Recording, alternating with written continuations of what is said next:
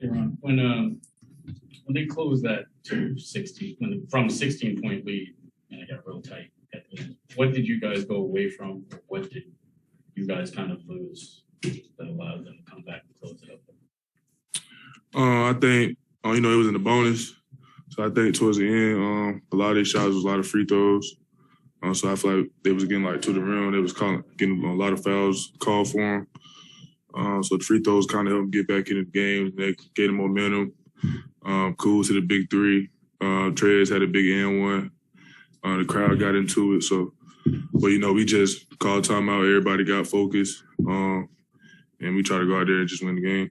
And then on the flip side, what does that do for you guys in terms of coming together to be able to pull out a game like this where clearly you were pushed? Well, as you know, a lot of our guys, they 10-year vets, so they've been here. It's nothing new for them.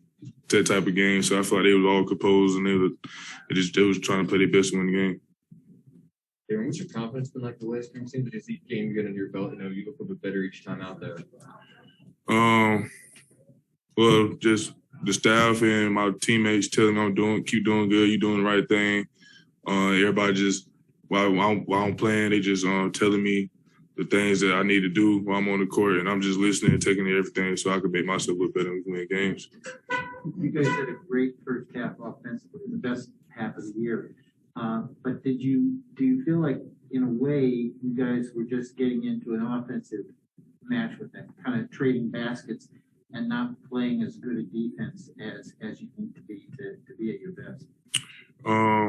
Well, Steve says all the time that we are a defensive team first before offense, and so tonight we was going back and forth a little bit, bucket for bucket, but we stuck up when we needed to make the plays that we needed to make on defense, and those plays helped us win the game tonight. When Steve was in here, he was talking about you specifically and the adjustments that you had to make to the program, talking about how there's a lot more space on the floor. You're having to deal with guys out in space that can make plays. In your mind, what's been kind of the biggest adjustment for you in becoming a pro? Try not to foul. Shoot, I averaged like 3 fouls first half every game. But a lot of things in the restricted area, if somebody driving in, I got to jump. I ain't know that, so I got a foul call for that tonight. But it's like I just gotta stop fouling so much. I don't think it's a foul, but they call it foul, so I just got to find a way to be effective on defense like I am and not foul.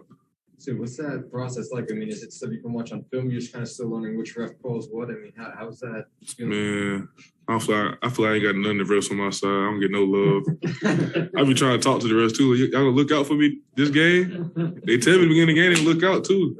So in the first place, still get a foul. But I still I love the refs because sometimes they call. Sometimes they let some go, sometimes they don't. But I just got to figure out how to stop fouling so much so I could be more productive on the court. Michael Grady. Okay, limiting fouls is an area you say you want to improve, but what do you feel like has been your biggest area of growth since you started getting minutes to right now? What's an area that you feel like you've really improved in?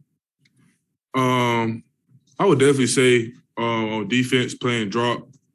During the summer league, they introduced drop to me. I wasn't really getting it tonight. At the beginning of the first half, I was doing it, but I wasn't doing it right, and they told me what I really needed to do. So I'm just trying to get better at working on drop and just letting the guys contest them at the rim. Instead of always jumping off my feet early and letting the big guy get open. So I'm really trying to work on that more. I feel like I'm getting better every game.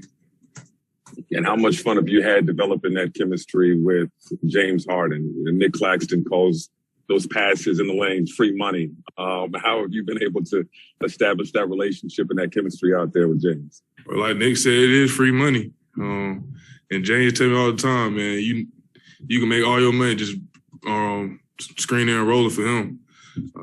Guys always worry about him coming off the screen. So when I'm just rolling hard and I'm wobbling in the basket, so I'm going to continue to do that. Christian. Hey, what's up, Dayron? It seems like every rookie on the Nets so far has gotten their chance in the starting lineup, and now you're kind of riding that stretch. I'm wondering, A, when you got drafted, did you think that you would end up starting for this team at any point this season, and B, what it's like to actually now be starting for this team during the stretch?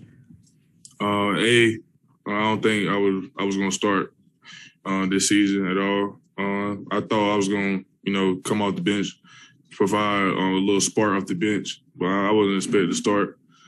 What was B again? No, just what it's like, what it's been like starting for you these games. It's a dream, man. Playing in the NBA, starting the NBA. Definitely the first year on a championship contender team, and just not be able to start, but actually be able to help the team win. I'm not just on the court. I'm actually trying to help the team win. I'm actually doing productive things. So it's a good feeling. Everyone, since you've been getting extended run, who's been the fouls aside? Who's been the toughest center you've had to deal with down low? Just big in general. Probably the first game when I had my first 10-point game, we played against Nurkic. Nurkic, it was hard to his weight. It was all on me. Like one time, I hit him. I was trying to go box him out for the offensive rebound. He seen me, so he hit me first. I felt that through my whole body. I was like, dang.